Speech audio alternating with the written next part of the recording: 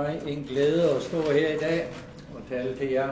Desværre ikke på græsk, men jeg er sikker på, at Stefanos vil oversætte. Είναι μεγάλη μου τιμή και χαρά σήμερα να βρίσκομαι μπροστά σας και να σας μιλώ. Δυστυχώς όχι στην ελληνική, αλλά είμαι σίγουρος ότι ο φίλος μου ο Στέφανος θα μεταφράσει επαρκώς. Jeg har for nylig udsendt denne bog, Mit russiske liv, som ligesom summer op, hvorfor jeg overhovedet interesserer mig for Rusland, og hvorfor jeg mener, at jeg har en baggrund for at kunne gøre det. Έχω προσφάτως εκδώσει αυτό εδώ το βιβλίο, όπου εξηγώ καταρχήν γιατί θέλησα να ασχοληθώ με το θέμα της Ρωσίας και γιατί διαθέτω κάποιο υπόβαθρο το οποίο μου δίνει τη δυνατότητα να το κάνω.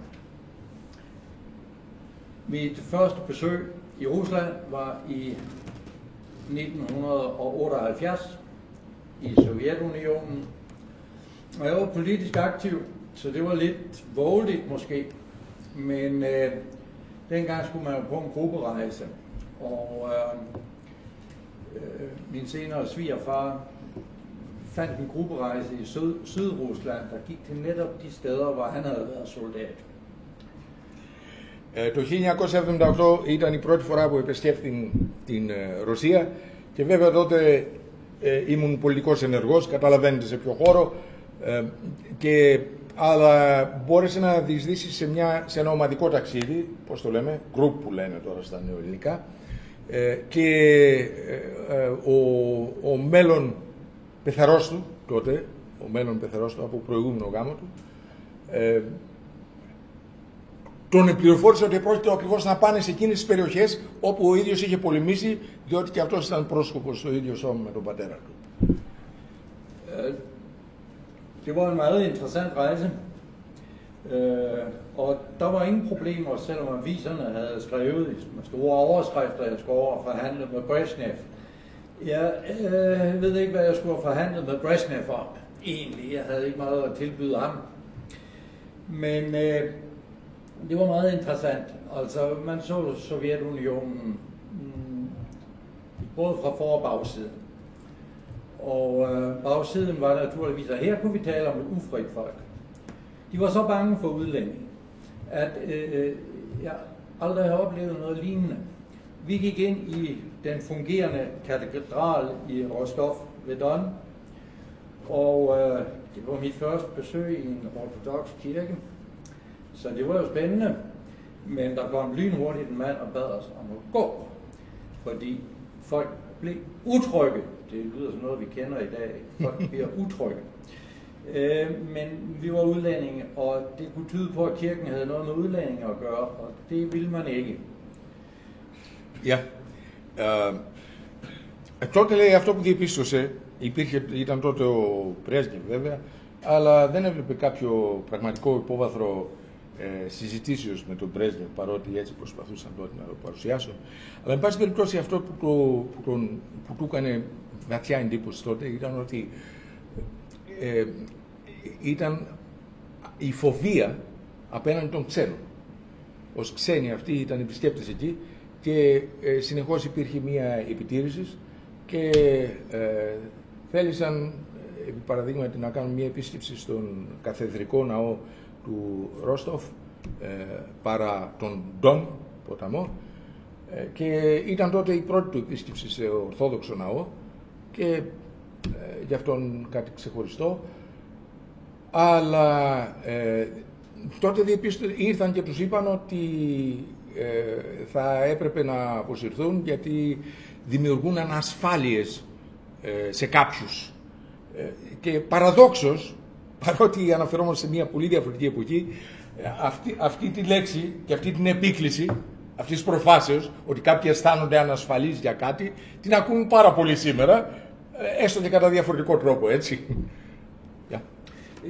Der kom også en dame imod os, da vi gik hen ad Karl Marx-gaden, som den dengang hed, og hun ville spørge om vej, hun kunne ikke lige umiddelbart sige, vi var udlændinge. Og Min senere svigerfar, han kunne huske russisk, så han fortalte hende, at vi var udlændinge, og vi kunne ikke hjælpe hende.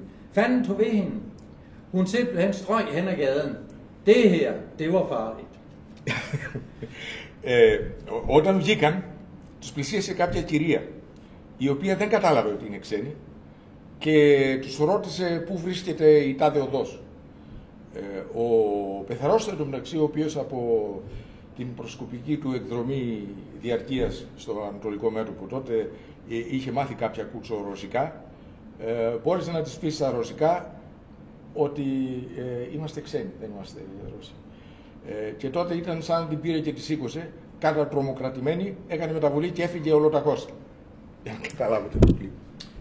Min senere kollega og veninde, Ludmilla, fortalte sin far, at hun ville studere sprog. Nej, det er farligt. Det må du ikke. Hun gjorde det så alligevel. Det er et ufrit folk. Vi blev naturligvis behandlet vældig godt. Vi fik vældig god mad og en enorm mængde vodka. Og så var der jo festtaler hver gang vi havde været ude og besøge et kollektivt brug, for det var en natbrugsfaglig studierejse, så det var det drejede sig om. Vi havde så god tid til en frokost der, og så var der jo taler og om venskabet og alt det, og en gammel frivillig stod op netop og talte om det ubrydelige venskab mellem det sovjetiske og det danske folk, og jeg tænkte, hvor mange russere har du slået ihjel? Men det var systemet, og vi tog hjem igen, og jeg tænkte, det var interessant, men vi behøver ikke komme igen. Mm-hmm. Αργότερα γνώρισε κάποια κυρία, την οποία έχω γνώρισει εγώ μέσω αυτού, Ρωσίδα, η οποία λεγόταν Λουντμίλα και η οποία ήταν συνάδελφός του, υπό την έννοια ότι ο κύριος Κνούσεν είναι καθηγητής γερμανικών και αγγλικών και αυτή ήταν καθηγήτρια αγγλικών. Δίδασκε ξένες γλώσσες δηλαδή, και όταν της αφηγήθη, αυτό είναι ένα άλμα στο μέλλον, αλλά γυρνάμε πίσω σε αυτή την εποχή όπου θα σπούδασε η Λουντμίλα τότε, θα επέλεγε κάποιες σπουδές, κάποια κατεύθυνση που κάνουν οι νέοι και ήθελε να σπουδάσει ξένες γλώσσες. Και ο πατέρας της τότε την απέτρεψε, πώς να το πω, οξύτατα, δρυμύτατα, διότι της επεσήμανε ότι αυτό θα ήταν πάρα πολύ επικίνδυνο. Και καταλαβαίνετε ότι όταν είναι επικίνδυνο να θέλεις να σπουδάσεις ξένες γλώσσες, κάτι προφανώς υπήρχε στο πανεπιστήμιο, αλλά αυτομάτως γινώσουν ύποπλο γι' αυτό, καταλαβαίνεις ότι πρόκειται περί ενός απολύτως ανελευθέρου καθεστώτος, ενός λαού ο οποίος ήταν σε μια κατάσταση κάποιας δουλείας. Εν συνεχεία αυτή η εξόρμηση που κάνανε γινόταν σε κάποιο συγκεκριμένο πλαίσιο, δηλαδή ήθελαν να μελετήσουν την γεωργία, την αγροτική παραγωγή στην Ρωσία και τους πήγαν σε κάποια ανάλογα σοφρός και εδώ, ο Ρούσης σοφρός, ιδέα κολεκτίβο, λάμπος κολεκτίβο. Sofros og kolkhoz, begge dele.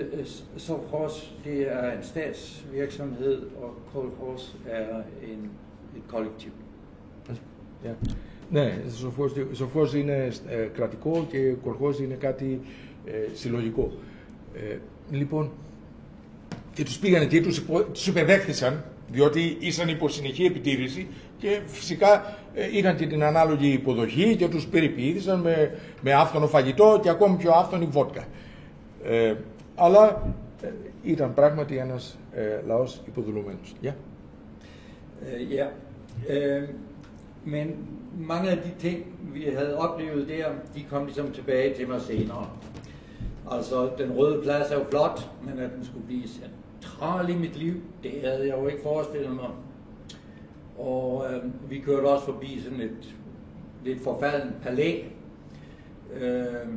og fik at vide, at der var Alexander Herzen født, en mand, som kommunismen kunne bruge. Han var før kommunistisk, fordi han havde været lidt oprørsk, men han var jo overklasse. Han endte med at emigrere, men alligevel. Han var vigtig.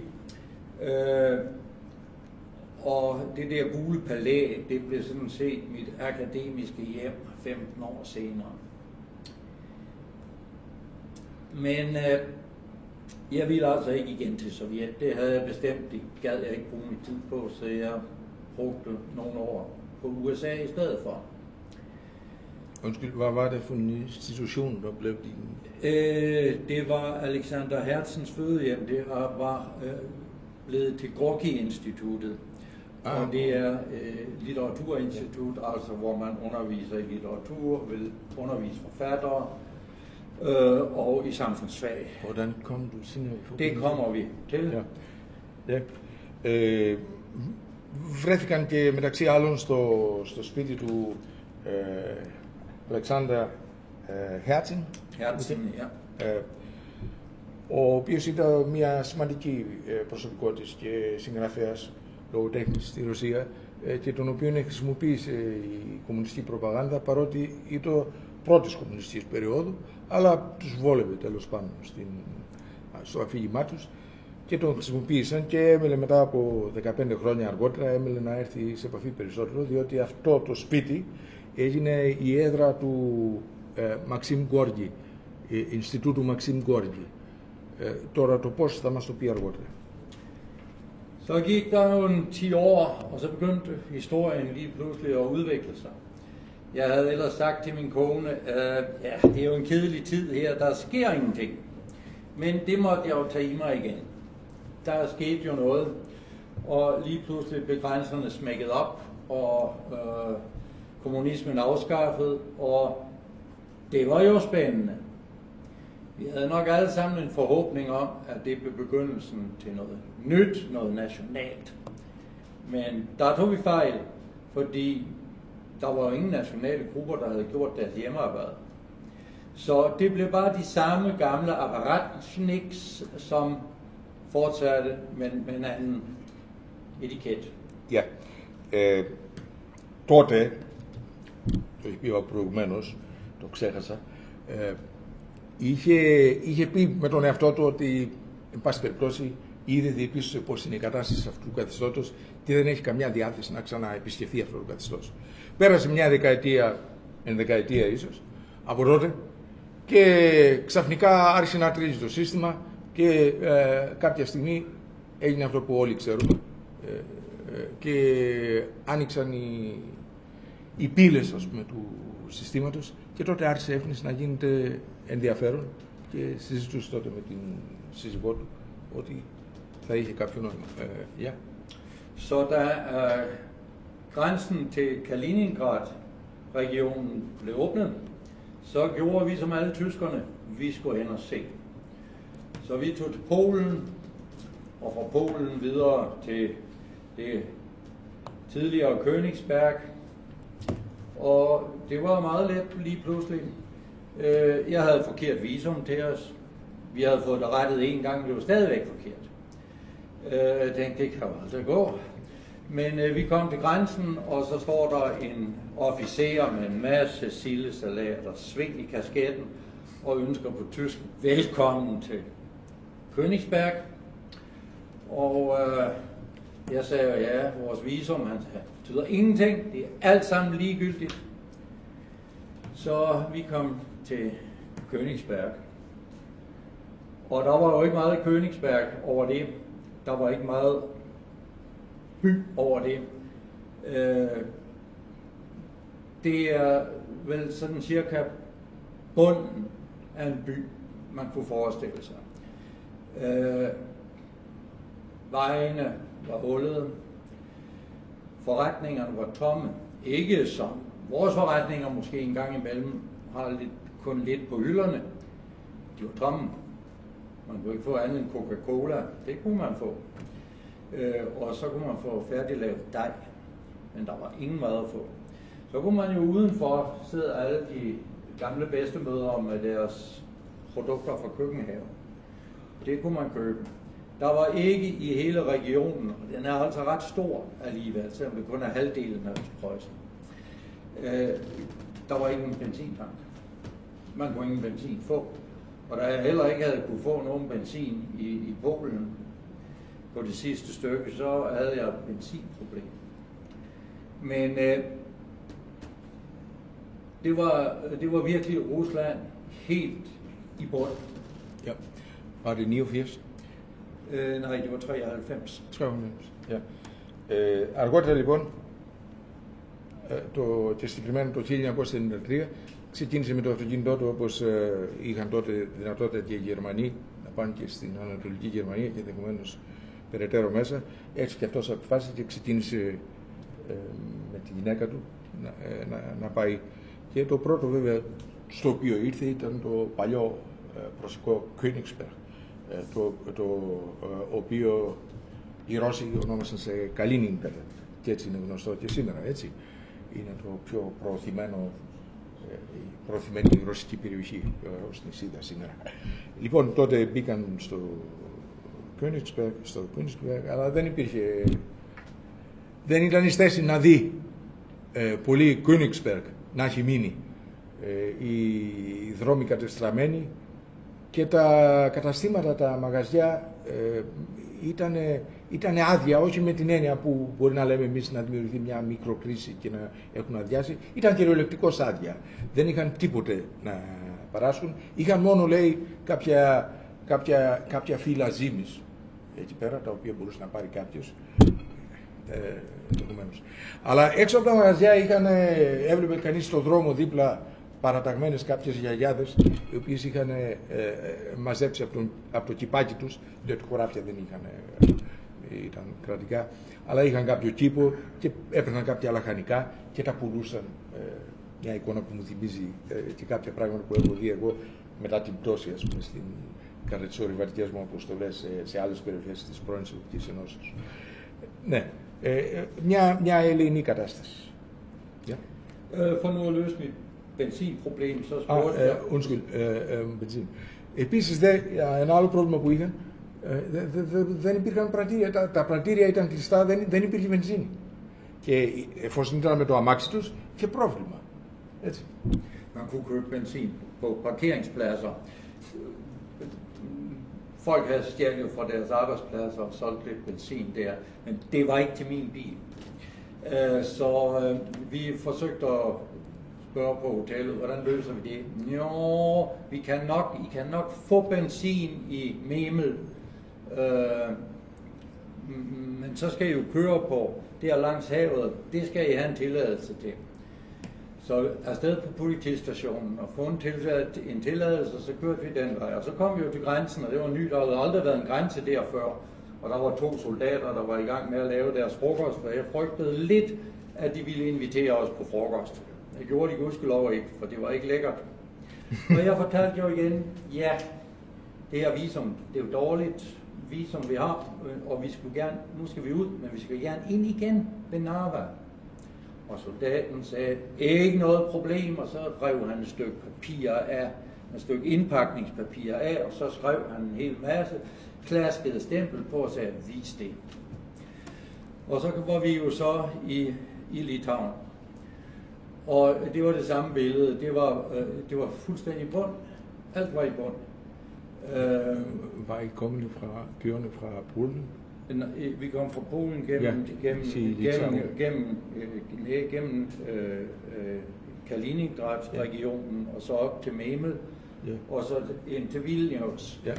Og det var altså alt sammen slemt, men jeg kunne godt se, at Vilnius havde altså virkelig noget potentiale turistmæssigt. Men vi fortsatte op igennem Letland til Riga, og stadigvæk alt sammen i bund. Og Estland var ikke bedre. Og så til sidst kører vi ud Narva til Ivangorod, og så er vi tilbage i Rusland. I et ophold. Τότε τους είπαν ότι μπορούσαν να αγοράσουν βενζίνη στα πάρκινγκ, στα σταθμευτήρια κατά μήκος του δρόμου. Και πώς τώρα, οι διάφοροι έκλεβαν από τον χώρο εργασίας τους μικρές ποσότητες και τις πήγαιναν και τις πουλούσαν εκεί. Το πρόβλημα είναι ότι ήταν τόσο κακής ποιότητας που το αυτοκίνητό του δεν μπορούσε να το χρησιμοποιήσει. Οπότε τους είπαν ότι hvor var det, du kunne få benzin? Memel. Έπρεπε να πάνε στο Memel. Λοιπόν, αλλά για να πάνε στο Memel έπρεπε να πάνε από κατά μήκος της παρακτίας οδού, πράγμα το οποίο απαιτούσε ειδική άδεια. Και πώς να την πάρουν αυτή την άδεια? Τέλος πάντων, τώρα διηγείται κάποιες πολύ έτσι, λεπτομερείς καταστάσεις. Τις συνοψίζω κάποιες από αυτές. Και έφτασε κάποια στιγμή στα σύνορα εκεί της Λιθουανίας και δεν του έλειπαν κάποια χαρτιά. Και και τώρα τι κάνουμε, λέει, ας πούμε, και στους φρουρούς. Μία ληστής, λέει, Ταβάριτς, εγώ το λέω αυτό τώρα. Ο Ρώσος δεν υπάρχει πρόβλημα και παίρνει κάτι που έμοιαζε σαν λαδόκουλα. Ας πούμε, το κόβει στα 4, παίρνει ένα κομμάτι, γράφει κάτι εκεί, κάτι πατσαβούρες, βάζει και μια σφραγίδα, λέει θα δείξεις αυτό στον επόμενο σταθμό, προχώρα. Λοιπόν, και πήγε λοιπόν στις βαλτικές χώρες. Το Βίλνιους ήταν. Vilnius, hvad sagde du om Vilnius? Ja, det var også en barnebunke ruiner. Ja, κατεστραμμένη τελείως και η πόλη αυτή και συνέχισε προς Λετωνία και Εστονία. Så er vi kommet til Estland. Letland, Estland og Narva. Og Narva, και μετά στην Narva, ναι. Og ja, så kørte vi jo så igennem Rusland.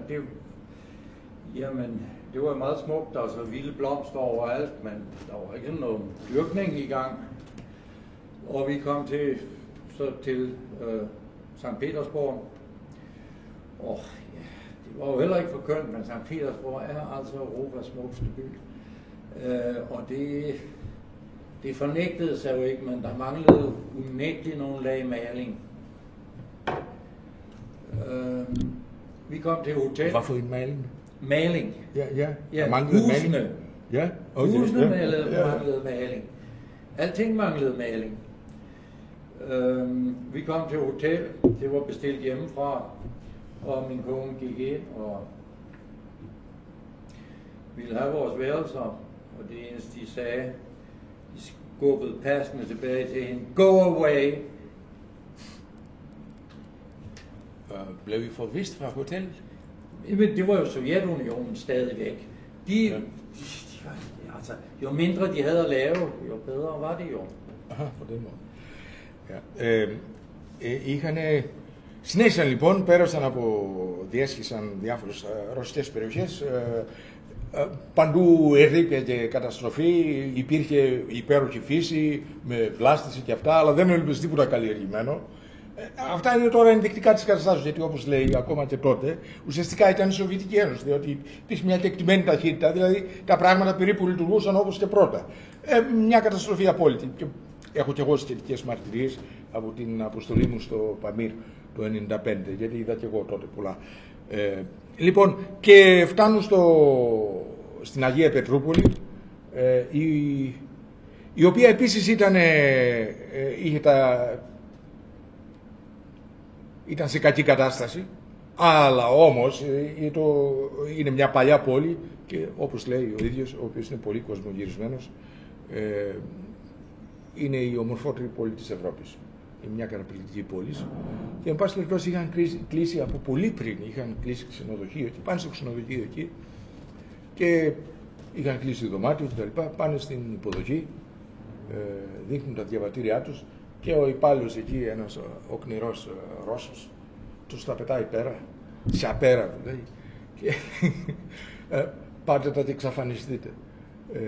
Και γι' αυτό τον ρώτησα, γιατί κάτι δεν καταλαβαίνω, ας πούμε, και λέει απλούστατα η οκνηρία τους, όσο λιγότερη δουλειά έχουν, τόσο το καλύτερο. Δεν θέλουν να έχουν δουλειά. Λοιπόν, så min kone kom tilbage til bilen og sagde, det her, det kræver ήταν μαζί με την en mand.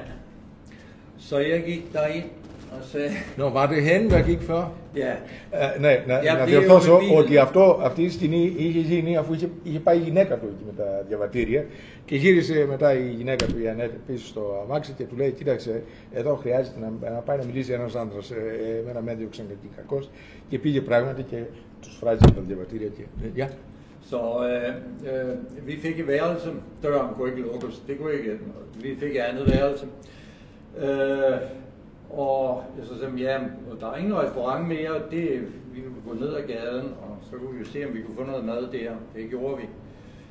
Og man havde dengang overalt i Østblokken, fra Polen og sikkert til Vladivostok, den idé, at gæsterne under middagen gerne ville se stripshow. Og nu havde vi jo altså en 3-årig med, og han var ikke mindet for stripshow, og min kone var særdeles snærpet, så hun var slet ikke mindet for stripshow. Ναι. Τελικά λοιπόν αφού τους ενέκριναν αυτό, μπόρεσαν να περάσουν μέσα, τους πήγαν στο δωμάτιό τους. Υπήρχε ένα προβληματάκι πέραν της ελληνικής καταστάσεως μέσα στο δωμάτιο, ότι η πόρτα δεν έκλεινε. Ζήτησαν λοιπόν ένα άλλο, τους πάνε σε ένα άλλο δωμάτιο. Τέλος πάντων, κατάσταση χειρότερη δεν γινόταν. Το εστιατόριο του ξενοδοχείου είχε κλείσει, δεν λειτουργούσε πλέον. Τους λένε, πάτε από εδώ, από το δρόμο κάτω, αυτό θα βρείτε κάτι. Τέλος πάντων. Και πήγαν εκεί να φάνε και είχαν τότε την περίεργη ιδέα οι Ρώσοι εκεί, ότι κατά τη διάρκεια του γεύματος ήταν πολύ διασκεδαστικό και ψυχαγωγικό για τους πελάτες να τους δείχνουν στριπτίζ. Να τους κάνουν ένα σοου στριπτίζ, ας πούμε. Εν τω μεταξύ είχαν μαζί τους και τον τρίχρονο τότε γιο τους, για τον οποίο δεν ήταν το καλύτερο και ακόμα χειρότερα η σύζυγός του, την οποία γνωρίζω πάρα πολύ καλά, δηλαδή, η τότε σύζυγός του. Ναι. Og så var der jo problemet bilen. Jeg kørte i en ny Nissan Primera stationcar, og jeg havde bestilt en overvåget parkeringsplads. Helt idiot er jeg jo ikke. Og den holdt altså nu parkeret udenfor det her hotel, og jeg sagde, jeg skal have parkeringsplads. Ja, men jeg kunne bare lade den stå der, de skulle nok holde øje med den. Det var der 10 andre, der gjorde på det tidspunkt, og jeg var klar over, at det arrangement her, det gik ikke. Και υπήρχε ένα άλλο πρόβλημα, ήταν το αυτοκίνητο. Επειδή είχε επίγνωση του που βρίσκεται, θέλησε να παρκάρει, να πληρώσει για να είναι σε ένα επιτηρούμενο χώρο σταθμεύσεως. Και πράγματι υπήρχαν επιτηρητές εκεί, αλλά όπως το λέει χαρακτηριστικά, εκτός από τους επιτηρητές υπήρχαν και καμιά δεκαριά άλλοι που επιτηρούσαν εκεί πέρα, και είχε ένα αμάξι Nissan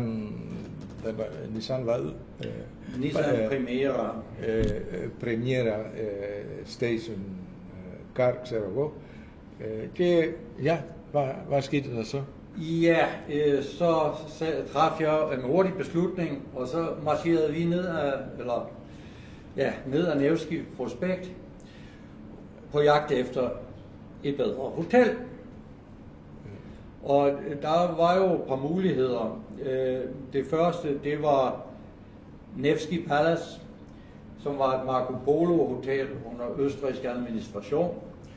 Der gik vi ind, og jeg sagde hjælp. Og vi kunne først sætte os ned og få noget at spise, uden stripshow. Og så sendte de så en mand med tilbage til det andet hotel, for der var jo vores pas, og det var vigtigt. Mand i hoteluniform. Men gik I fra hotellet uden jeres pas? Ja, du afleverer dit pas, og dengang afleverede du dit pas, og passet kom til politiet, og du fik en opholdstilladelse.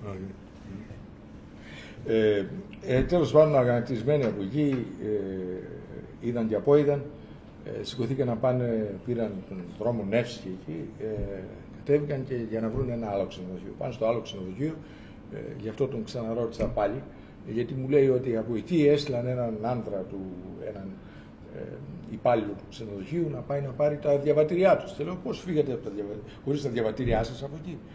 Ναι, λέει, διότι τα διαβατήρια θα πάνε στην αστυνομία να εγκριθούν και τα λοιπά. Δεν ήταν αυτή η υπόθεση να πάρουν από την υποδοχή τα διαβατήρια και να φύγουν. Και πράγματι, ναι. Jeg foreså selvfølgelig, at der skulle blive nogle problemer der. Det var derfor, jeg havde en mand med. Jeg foreslår, at du springer lidt over. Ja, jeg skal nok springe over, men det her, det har en mening. Ja. Det har en mening. Men de smed bare passen og altså en kun mindre. Det var bare dejligt. Og så nød vi jo Sankt Petersborg. Det var en smuk by, men i Hermitagen, smuk og fuld af kunst selvfølgelig. Men der var ingen orden i noget af det. Man kunne sidde i Sarens møbler, det gjorde ikke noget. Og de forsøgte at stjæle min søns legetøj, som han gik med. Og det, han kom til det også, at han skulle aldrig nogensinde til Rusland mere. Ναι, έφτασαν η Αγία Πετρούπολη σε μια εξαίρετη πόλη, πήγαν και στο Ερεμιτάζ, είναι περίφημο μέρος, τους επιτρέπουν να καθίσουν και στα έπιπλα και στις καρέκλες των παλιών τσάρων κτλ. Αλλά, εν πάση περιπτώσει, κυκλοφορούσαν σε επικίνδυνη ζώνη συνεχώς και μάλιστα έκλεψαν και κάποιο παιχνίδι από τον τρίχρονο γιο του, και ο οποίος ορκίστηκε ότι δεν θα ξαναπατήσει σε αυτή τη χώρα. Og så forlod vi jo igen Sankt Petersborg, for det var lidt dyrere at bo på Nevsky Palace, som i øvrigt eksisterer endnu, men det er ikke et Marco Polo Hotel. Nu er det et Corinthia Hotel, og det gør det ikke billigere, men det er dejligt. Vi kørte op igennem Karelen, og det var det sædvanlige sovjetiske billede til Viborg, som var en ruin. Jeg tænkte, det bliver aldrig en pæn by igen, men det blev det. Og så kørte vi ud til Finland. Minder fra krigen? Nej. Dengang. Det led af kommunisme. Det er ikke noget med krigen at gøre. Det her, det led af kommunisme. Den hed Viborg. Viborg, ja. Der gik kommunisme i det. Ja. Og så jeg tænkte jo, det her det er altså spændende. Hvad bliver der ud af det? Så da jeg et års tid senere så en annonce, hvor en russisk lærer søgte samarbejdspartnere i Vesten, så skrev jeg til hende og tilbød os. Συνέχισαν λοιπόν, φύγαν από αυτό το ξενοδοχείο που ήταν πολυτελές τότε, ξέρω εγώ, παρόλα αυτά με τα συμπτώματα που περιγράψαν. Και ήρθαν και περάσαν διάφορες πόλεις, πήγαν και σε μια πόλη Βίμπο, η οποία ήταν τόσο ερειπωμένη που βλέποντας την μια κατεστραμμένη πόλη, λες και είχε περάσει πόλεμος από πάνω της, αλλά δεν είχε περάσει ο κομμουνισμός απλώς. Ποια πόλη? Βίμπο. Βίμπο. Βίμπο.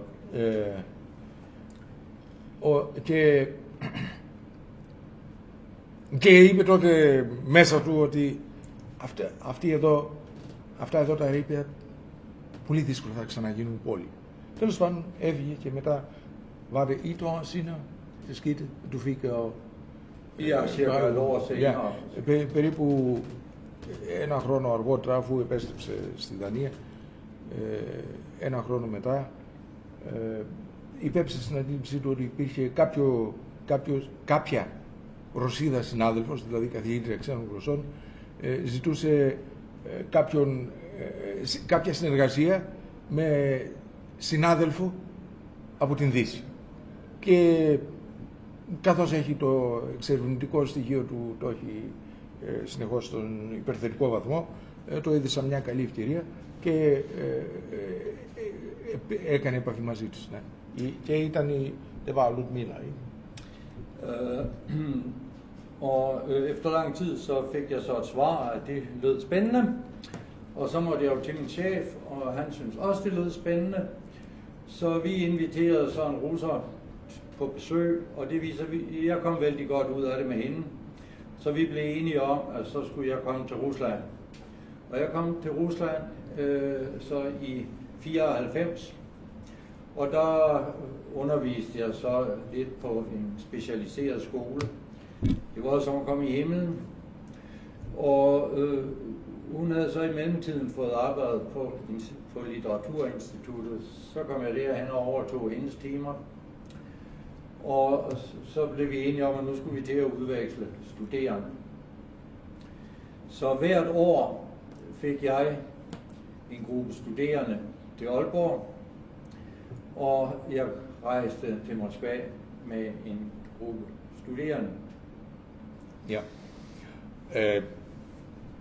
Τότε λοιπόν προσεκάλεσαν, τότε δούλευε ο κύριος Knudsen σε ένα σχολείο ενηλίκων στο Aalborg και προσεκάλεσαν λοιπόν την κυρία αυτή, η οποία ήταν η Λουδμίλα που προανεφέρθη πολύ νωρίτερα, την προσεκάλεσαν για επίσκεψη στο Λύκειο και τότε διεπίστωσαν ότι υπάρχει και καλή χημεία μεταξύ τους και μπορούσαν να συνεργαστούν και επιστρέψα σε αυτή την συνεχεία στην Ρωσία, τον προσεκάλεσε να επισκεφθεί την Ρωσία και ζήτησε φυσικά και ειδική άδεια από το σχολείο που εργάζεται.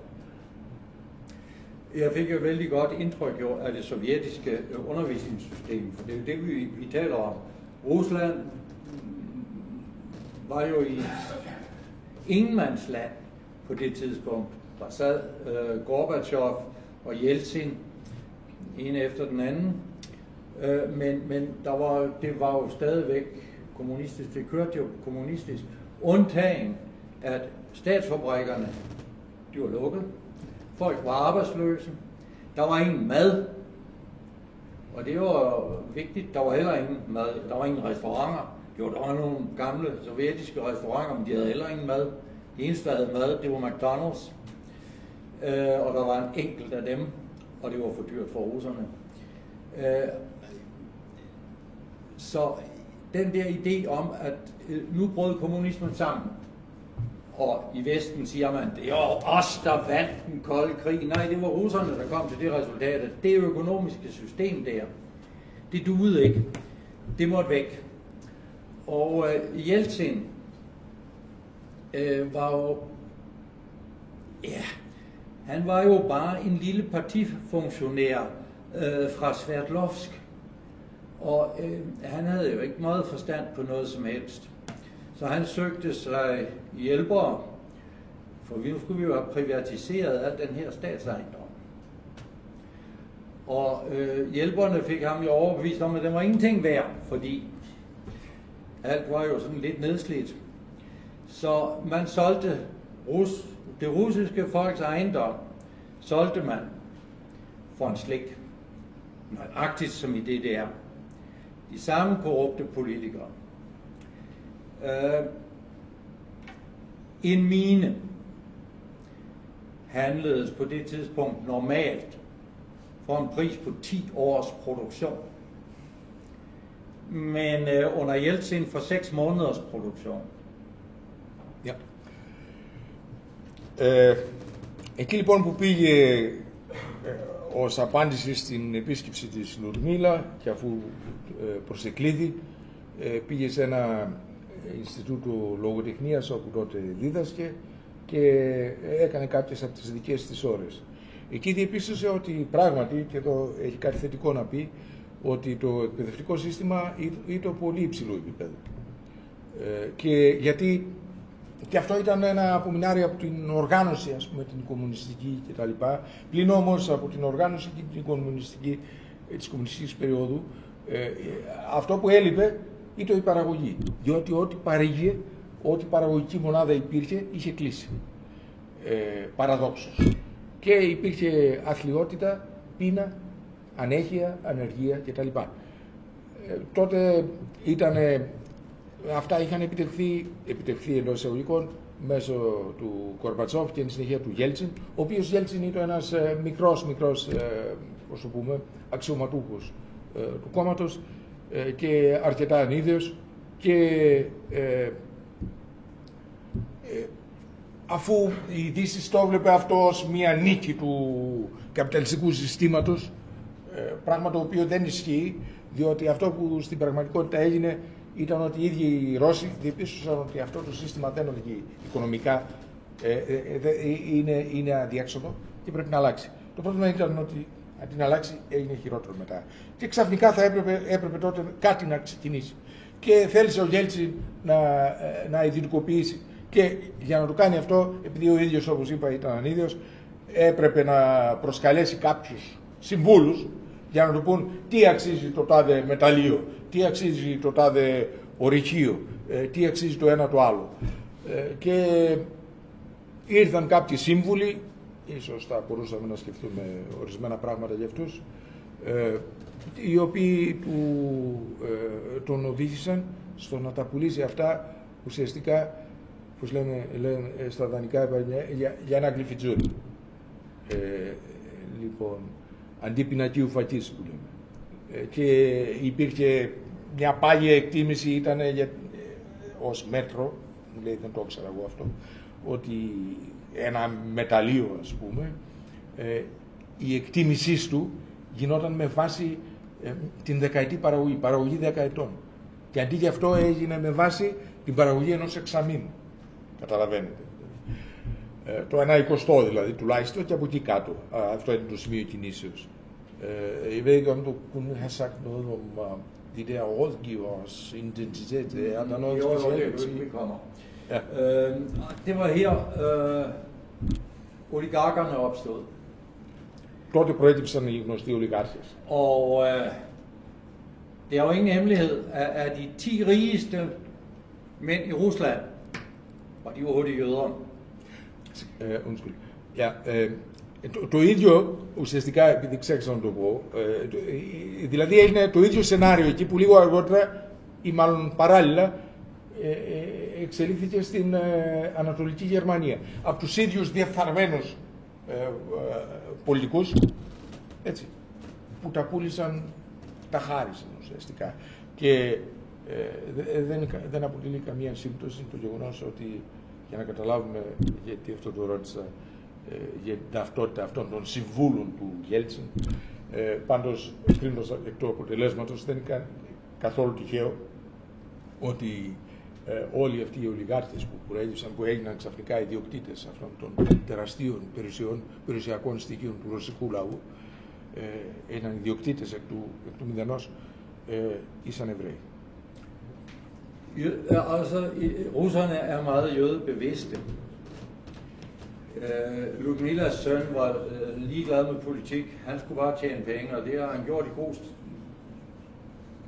stil, påstår han i hvert fald.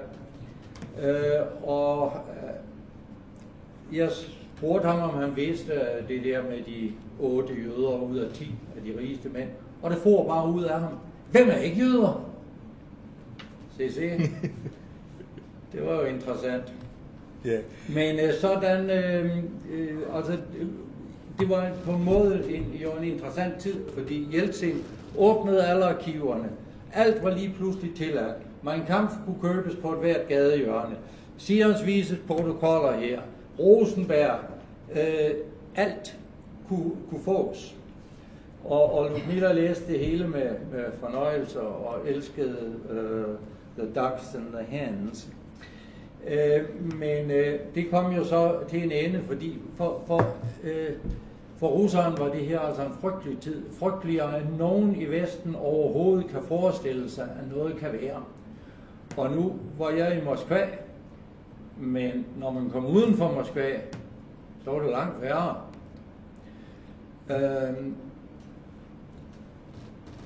Jeg blev ved at komme til Rusland regelmæssigt hvert år, og for russere hvert år, det vil sige, at jeg beskæftigede mig intensivt 2 måneder i året med Rusland, indtil 2003. Så var man kommet til reorganisering af instituttet. Der var altid amerikanske eksperter, der gerne ville hjælpe, men de havde mærkelige navne. Men det modsatte vores rektor sig. Han var en god gammel kommunist. Der var nogen, der spurgte ham, den røde fane der i hjørnet på dit kontor, skal den ikke ud? Så sagde han, nej! Men han var en meget fornuftig mand, og en meget lært mand. Men han blev førtidspensioneret, og Ludmila blev syg. og jeg blev fyret fra mit arbejde. Endelig, efter 23 år, fik man mig ud. Ja. Λέω ότι οι Ρώσοι ήσαν εν τούτης, είχαν επίγνωση του ζητήματος των Ιουδαίων. Και ως ενδεικτικό αυτού του γεγονότος, λέει μια συζήτηση που είχε με τον γιο της Λουντμίλα, όταν ανεφέρθησαν κάπου σε αυτό το ζήτημα και του λέει ο κύριος Κνούσεν, γνωρίζεις ότι 8 στους 10 ολιγάρχες είναι Εβραίοι? Και γυρνάει αυτός και τον κοιτάζει και τον ρωτάει, γιατί ποιοι δεν είναι Εβραίοι? Λοιπόν, και στην εργασία του υπήρχαν κάποιες αναταράξεις. Ο διευθυντής, ο λυκειάρχης, ας πούμε, ο διευθυντής μάλλον του σχολείου, ή το παλιός κομμουνιστής ήταν ένας έντιμος άνθρωπος, ο οποίος τον είχε προστατεύσει, διότι είχε γίνει πόλεμος εναντίον του για να τον απολύσουν, όπως έγινε και για μένα πολύ αργότερα. Αλλά επειδή είχε τσαγανό αυτός και εντιμότητα αυτός ο λυκειάρχης, τον είχε προστατεύσει. Αλλά waren die pensioneret, der blev fyret? Man blev førtidspensioneret. Κάποια στιγμή λοιπόν συνταξιοδοτήθηκε ο λυκειάρχης και τότε τον απέλυσαν. Μετά από 23 χρόνια προσπαθειών να τον απολύσουν, το κατάφεραν και τον απέλυσαν. Ja. Jeg kom kort tilbage til Rusland i 2007, og der var Ludmila meget syg. Undskyld, jeg glemte noget. Μέχρι το 2003, λέει, συνέχισε 2 μήνες το χρόνο να επιστρέψει στη Ρωσία. Ασχολούνταν με το θέμα της Ρωσίας συνεχώς. Δηλαδή ήταν ένα θέμα στο οποίο εμβάθυνε συνεχώς τις γνώσεις. Ναι. Το 2007. Το 2007 η Λουδμίλα δυστυχώς αρρώστησε σοβαρά. Det var kort, men jeg underviste igen på instituttet, overtog Ludmilas timer. Nu havde jeg jo bedre tid, nu havde jeg ikke noget arbejde derhjemme, men jeg havde ingen, der betalte min løn. Men der skete noget i Rusland, det kunne jeg jo godt se. Der var Putin lige kommet til magten, men ingen regnede rigtig med, at Putin kunne noget. Altså, de regnede med, nu har vi haft Gorbachev, han kunne ingenting. Så har vi haft Jeltsin, han kunne endnu mindre. Det går ikke godt, det her. Men jeg tog hjem igen, og så gik der 10 år, hvor jeg ikke var i Rusland. Og så var der en af mine bekendte, der sagde, nu må du vist hellere sige, kom igen. Og det gjorde jeg jo så. Og det var jo et helt andet Rusland. Ny infrastruktur, nye tog, nye sporvogne, nyt alting, forretninger, bunende med varer. Og så tænkte jeg ved mig selv, ham der Putin, han kan altså noget. Og når jeg i dag er en stor fan af Putin, så er det netop fordi, han har bevist, at han kan noget. Modsætning til alle de andre. Han kaldte oligarkerne sammen. Τότε μετά από την ασθένεια της Λουδμίλα, και αφού είχε απολυθεί ο ίδιος πλέον, εξακολούθησε, είχε περισσότερο χρόνο για να μπορεί να πάει στη Ρωσία, μόνο που δεν έπαιρνε μισθό. Γιατί τις άλλες φορές ήταν στα πλαίσια ανταλλαγών και άρα έπαιρνε μισθό από την θέση εργασίας του στην Δανία. Αυτό δεν ίσχυε πλέον, αλλά εν τούτης πήγαινε από ενδιαφέρον για την χώρα και την κουλτούρα και τα τεκτενόμενα στη χώρα. Και το 2000 ανέβηκε ο Πούτιν εντωμεταξύ στην εξουσία και ο κόσμος δεν υπελόγισε ότι θα γίνει κάτι και σπουδαίο. Ας πούμε. Εντάξει, είδαμε, ήταν ο Κορβατσόφ, ήρθε ο Γέλτσιν, λίγο πολύ από το κακό στο χειρότερο. Και το 2007 Έφνης σταμάτησε να πηγαίνει, πήγε τελευταία φορά στη Ρωσία και μετά από μια δεκαετία κάποιος φίλος του από τη Ρωσία τον προσεκάλεσε να πάει, δεν έρχεσαι λέει καμιά βόλτα, έχει καιρό να έρθεις. Και πράγματι πήγε. Και τότε προς μεγάλη του έκπληξη διεπίστωσε ότι είχε εμπρός του μια τελείως διαφορετική Ρωσία. Μια Ρωσία στην οποία είχαν αναπτυχθεί υποδομές, δρόμοι, εργοστάσια κτλ. Και όσον αφορά τους ολιγάρχες, αυτό που λέει πως έκανε ο Πούτιν είναι ότι τους συνεκάλεσε και τους λέει, κοιτάξτε, όπως έχουν έρθει τα πράγματα, κρατάτε αυτά που έχετε κλέψει, αλλά δεν θα αναμειγνύεστε στην πολιτική. Και λέει εν συνεχεία ότι αυτό που τον κάνει να συμπαθεί τον Πούτιν είναι ότι είδε με τα μάτια του ότι είναι ικανός και έχει φέρει πολύ ορατά αποτελέσματα, απτά αποτελέσματα. Ναι. Den første dag, jeg var i Rusland, og jeg boede på Hotel Kosmos i det kvarter, jeg har kendt så godt. 2017? Nej, 2017, 10 år senere. Og jeg går ned i metroen, som jeg plejer, men Putin har været der. Og der var selvfølgelig nogle nye elektroniske metrokort, og alting var lukket. Så jeg spørger den første og den bedste i køen, hvor får jeg et metrokort? Og hun prøvede jo at se, og det kunne jeg ikke få. Nå, men så lukkede hun mig ind i metroen med sit kort. Og så sad vi jo bare der i metroen, og der snakker man jo ikke, fordi de larmer. Og vi steg om, og jeg steg ud, og hun stak mig bare en seddel med et telefonnummer, hvis jeg nu skulle få problemer. Jeg ikke har problemer i Moskva, det kunne hun jo ikke vide. Og jeg tager hjem, og så i lufthavnen får jeg så en e-mail, om jeg stadig var i Moskva, og man siger ja og nej, ikke, fordi det er jeg ikke. Og jeg kom hjem, og livet tog en kedelig vending, og jeg svarede ikke, før vi så kom til jul, så tænkte jeg, at det var uhøfligt ikke at svare, og så svarede jeg, så lavede vi lidt kommunikation der frem og tilbage, og jeg lod mig narre ind til at gifte mig med hende efter et år, og så var Rusland lige pludselig åbent på en helt anden måde. Ja.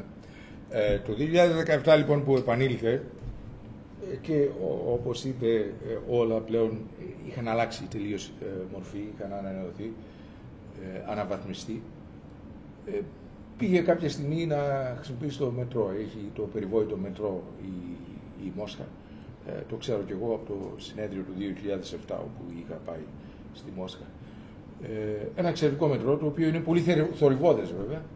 Εκεί ήταν εκεί στην ουρά, περίμενε, αλλά διαπιστώνει ότι δεν υπάρχουν ελεγκτές και όλα λειτουργούν με μια κάρτα, με τη νέα τεχνολογία, εν πάση περιπτώσει. Και ρωτάει κάποια κυρία που ήταν εκεί πώς μπορεί να προμηθευτεί αυτή την κάρτα. Δεν υπήρχε μια άμεση απάντηση σε αυτό. Εν πάση περιπτώσει η κυρία ευγενέστατη τον εξυπηρέτησε και του χρησιμοποίησε τη δική της κάρτα, την χτύπησε 2 φορές δηλαδή, ώστε να μπορέσει να μπει μέσα. Και πιάσαν συζήτηση εκεί στο αυτό, παρότι το θόρυβο δεν προσθέτει πολλά. Και μετά φεύγοντας, του έδωσε και το τηλέφωνο της, και το email. Αντίλαξαν. Αν τυχόν λέει χρειαστείς κάποια βοήθεια στη Μόσχα, ενώ όσο είσαι στη Μόσχα, μη διστάσεις να επικοινωνήσεις μαζί μου.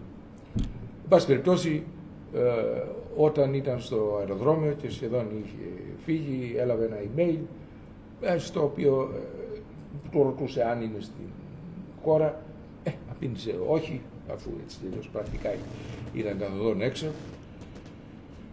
Και μετά από εν μεταξύ η ζωή του είχε λάβει μια τροπή περίεργη, με τον προηγούμενο γάμο του είχε ναυαγίσει μετά από πολλά χρόνια και κατέληξε τελικά το 2017 κάπου τα Χριστούγεννα, απήντησε στο email της με μεγάλη καθυστέρηση και ξεκίνησε μια επικοινωνία η οποία για κοντολογής κατέληξε στο να νυμφευθούν.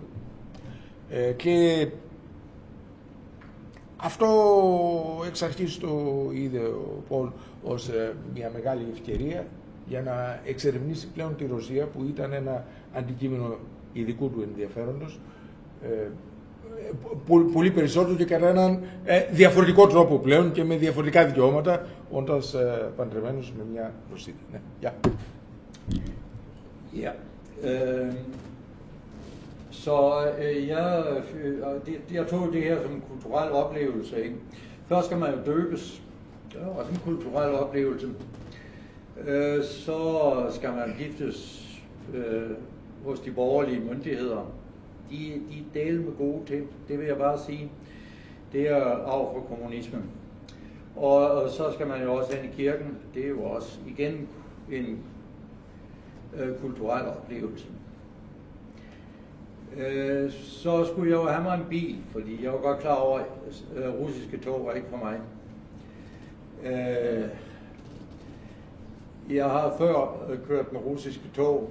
Ludmila ville tage mig til Stalingrad, og hun der havde vi en dobbelt kahyt, så det var eller dobbelt coupé, og det var fint nok. Men de private togselskaber, med undtagelse af nogle få, der kører på den transsibiriske jernbane, de er væk og erstattet af et statsligt selskab. Og da folk tit kører i tog i flere uger, så er det liggepladser, man har også om dagen. Det er ikke for mig, så jeg skulle købe en bil. Og mine bekendte, de var jo interesserede i det. Så sagde jeg, skal have en Lada? Nej, det kunne aldrig gå. Det var noget møg. Det fungerede ingen steder. Det måtte jeg ikke gøre. Og så sagde jeg, ved I hvad, I kunne bygge verdens bedste kampvogn. Så kan I nok også bygge en personbil.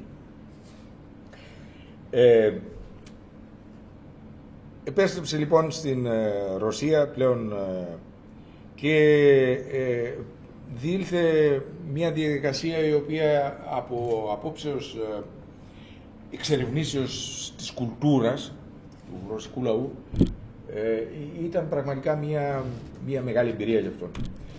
Διότι καταρχήν, διότι πρέπει να πω εδώ ότι η γυναίκα του, αυτό δεν το είπε, αλλά θα το πει ίσως αργότερα, το ξέρω εγώ καλά, ήταν πολύ θρήσκα, ορθόδοξη και απαιτούσε να κάνουν θρησκευτικό ορθόδοξο γάμο, κάνουν πολιτικό και ορθόδοξο. Και για να γίνει όμως αυτό θα έπρεπε να βαφτιστεί ορθόδοξος, πράγμα το οποίο, στο οποίο συνήνεσε. Και πράγματι είναι ορθόδοξος, τυπικά είναι ορθόδοξος. Λοιπόν, και ήταν γι' αυτό και γενικά η ρωσική ορθοδοξία, ξέρετε, έχει μια ξεχωριστή ομορφιά και οι εκκλησίες και η μουσική και οι παραδόσεις. Γι' αυτό ήταν ένας καινούριος κόσμος που το εκκίνησε πάρα πολύ το ενδιαφέρον. Hvornår er du frem til? 17-18. Ja, ortodox oplevelse, så kan jeg ikke huske, hvad du ser med. Det er ligegyldigt, hvilket årstal du kommer fra. Bare lidt hurtigere. Ja. Folk skal jeg nok.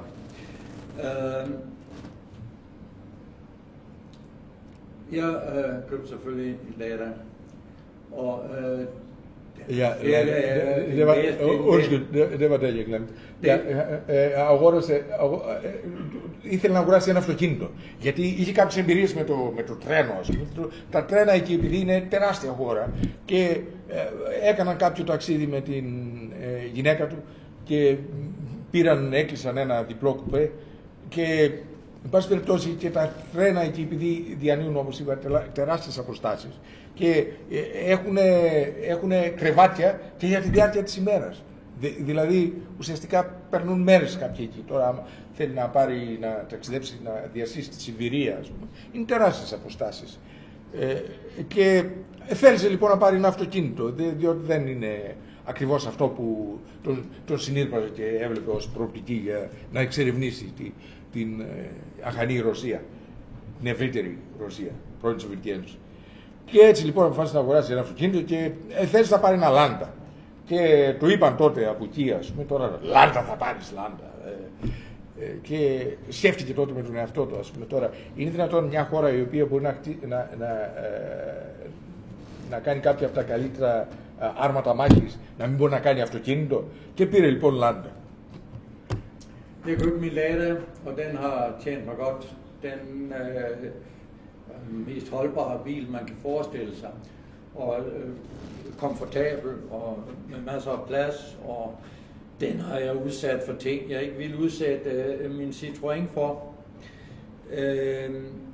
Og vi har så kørt store dele af Rusland, og Rusland er meget stort, men et godt stykke ind i Sibirien, hele Centralasien, Ukraine, Moldova.